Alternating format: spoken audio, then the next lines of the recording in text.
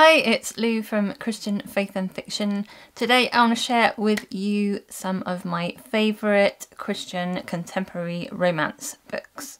I discovered the category of Christian fiction about 5 years ago, so these are books that I've read in the last 5 years that I have really enjoyed. I've either given them 4 stars or 5 stars.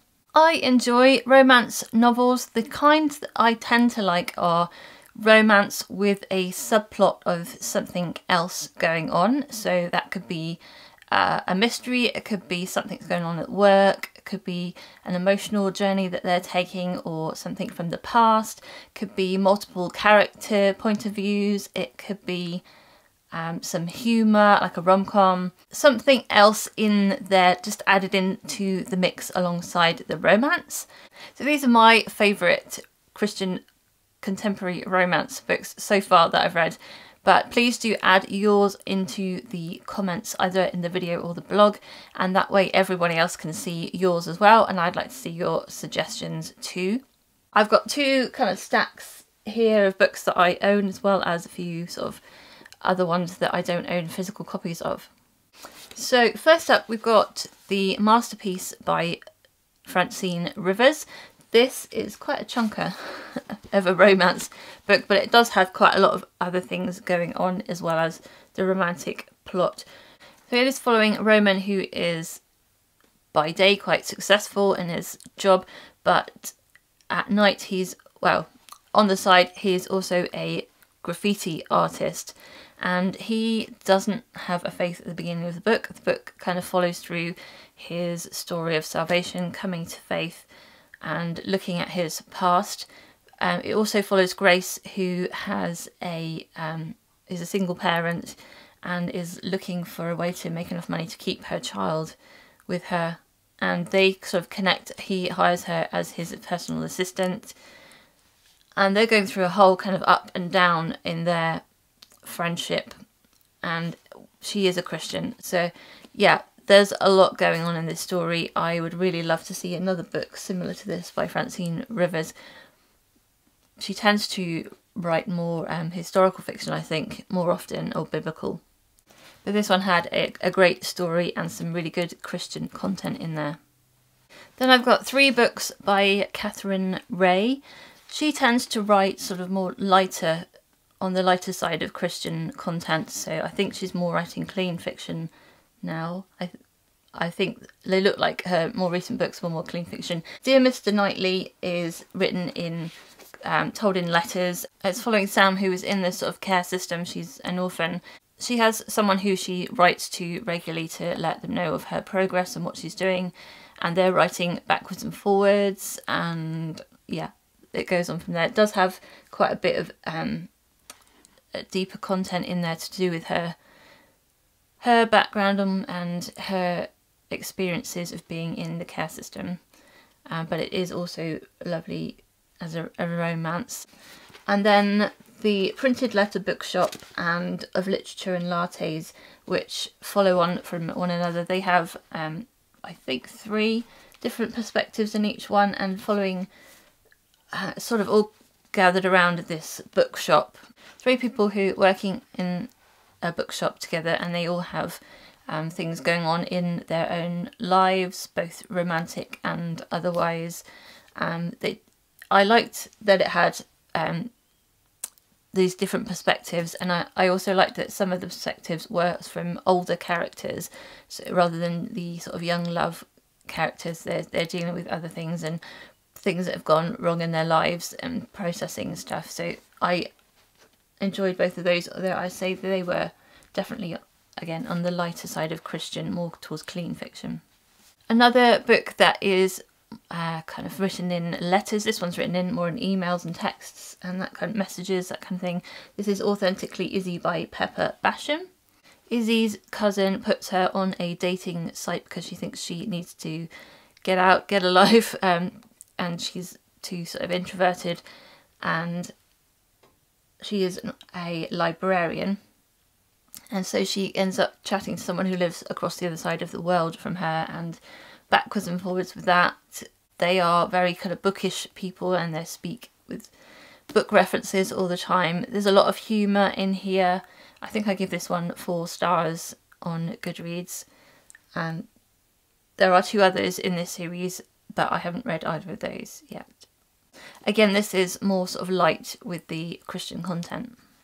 Woing KD McCaffrey by Bethany Turner is definitely a Christian fiction. It is sort of quite fun. It's following Cadie, who her boyfriend Will is not sort of moving as fast as she would like. He's not committing to the relationship in the way that she would like, and they kind of end up breaking up, but then he decides he wants to sort of woo her back again.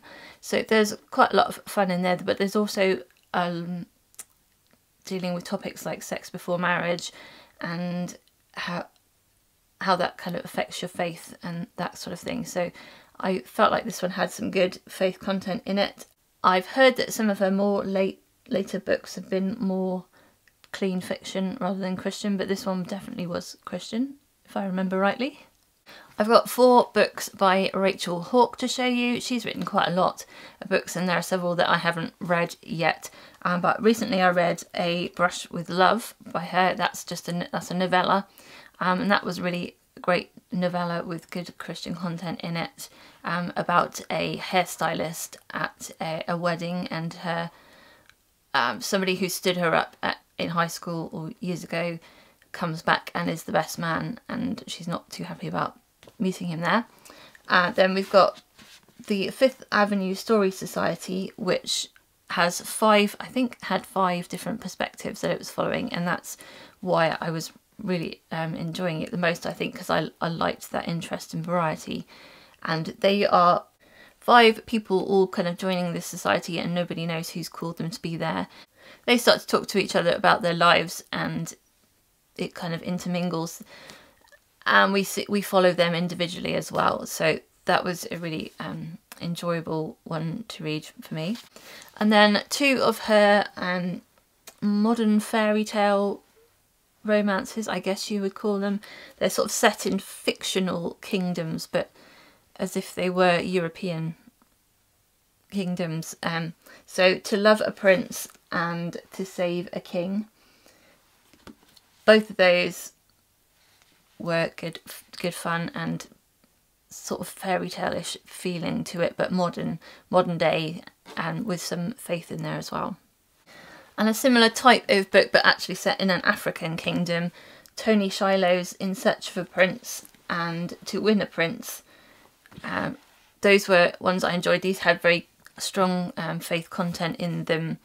The first one's following Reay, who finds out that she's actually the daughter of a king in this country, and so she has to go out there and decide whether she wants to take her place as the princess there. There's a mystery element to it. There is the sort of element that she finds that she needs to marry fairly quickly, and looking for a suitable husband, and the different cultures and everything that's going on there. I liked that one a lot. And the same with this, was following her best friend who's also in that country, and some of the other characters from this book are in this book as well. So I enjoyed them both. Both of those I had given 4 stars to. And then Tacos for 2 by Betsy St. Amant. This is my favourite of the books I've read by her. I gave this one 5 stars. Again, light on the Christian content, but it was a fun romance following food truck owner Rory, who is not necessarily able to cook but determined to keep her family business. She enters a food contest and ends up competing with Jude, who is a guy who, he's like her rival there. It is a kind of reimagining of You've Got Mail, so there's that kind of storyline to it, and yeah, I enjoyed it. But yeah, only a small amount of Christian content in, I think, one of the side characters in this one. A couple of books by Cara Isaac, Close to You and Can't Help Falling. These ones I really love because Close to You is following a character who is very much into Tolkien. She's a tour guide. I'm not sure if how much she's into it now, but she's a tour guide for Tolkien, and this guy and his, possibly his uncle, one of his relatives anyway, he brings on this tour, and he's trying to convince him that he's actually a big Tolkien fan in order to get some financial benefits from him. But he actually doesn't know anything about it at all, and so they are kind of clashing but also laughing. Yeah, that was good fun. And the other one is following on from that in a way, and it is following a character who has this thing about really wanting to go into wardrobes, and it's all connected with Narnia and their love of Narnia, and also following a rower who was on his way to being a rower but then got injured, and so he's frustrated with that. So this one is set in Oxford in England, and this one is set in New Zealand. And we come to two books that I gave 5 stars to. That is All That Really Matters and The Words We Lost by Nicole Deese. These had a really good amount. They had faith content in there, they had a lot of emotional development in there, they had the romance in there, obviously. This first one is following Molly, who is a kind of influencer, who she wants to get on this TV show, but in order to do that she has to do some voluntary work at an organisation working with young people. She tries to get this guy who runs the place with these young people to take her on, but he's not at all into... He thinks she's going to be really shallow and not into it. And so they end up... She doesn't take no for an answer, so she ends up working there and working through a lot of stuff, going on a big emotional journey through that, and as well as spiritual. And The Words We Lost is about an editor whose best friend, who was a writer. She used to publish books for her, but her friend passed away and left her without the last book in this kind of book series that she's supposed to be publishing. And her boss sends her back to her own hometown to try and find this manuscript, where she has to confront and encounter people that she didn't want to go back to see, and her own past, and it's following different timelines in the past and the present day, following a second chance romance, if you like, as well as just exploring how they got to the place where they are. There was a lot of depth to that one, and some harder topics in it as well as faith. This was the only book that I've read so far by Courtney Walsh. It's one of her earlier ones, and I think this one has more faith content in it, and then some of her books might be more clean, but this one did have faith content in it. It's following Lane, who is trying to get a promotion, but then she gets terrible news about her brother, who's I think in a coma, and so she has to go back home again. She goes back to her small town home, back from the city. She meets up with people there from the past, which she struggles with, and her family. There was a lot going on with the romance, as well as her work and her own personal issues from the past. I read a couple of books by Becky Wade that I have enjoyed. This one, True to You, is the first book in the Bradford Sisters one. I need to finish reading this series, read the other two. But this one was really enjoyable, following Nora, who is a genealogist at a historical village owner, which is quite a strange mixture of things, but she has this historical village where she just feels at home, and she likes to dive into the past. And then a Navy SEAL called John comes to her and asks for help to dig into his past to find out about something, of something that's going on in the present for his life. And they're quite different people, and it unlocks quite a lot of different stuff. The cover of it makes it look like a very sort of light, sweet romance, but I think there were some heavier topics in there as well. And I also enjoyed Love in the Details, which was a wedding novella by her. The final set of books that I want to mention today are by Lindsay Harrell. This first book is The Secrets of Paper and Ink, which is set in Cornwall in England. it's following like 3 different perspectives. So 2 of them are in the present day and 1 is in the history, like back in time. And they are kind of, the people in the present are finding out about the story in back in time. I really enjoyed its setting, Cornwall. I enjoyed the different kind of people involved in it. I enjoyed the setting, and I enjoyed the mix of different time periods as well. She then went on to write so far 4 different novellas for Christmas set in the same town and kind of following side characters from each of the previous books.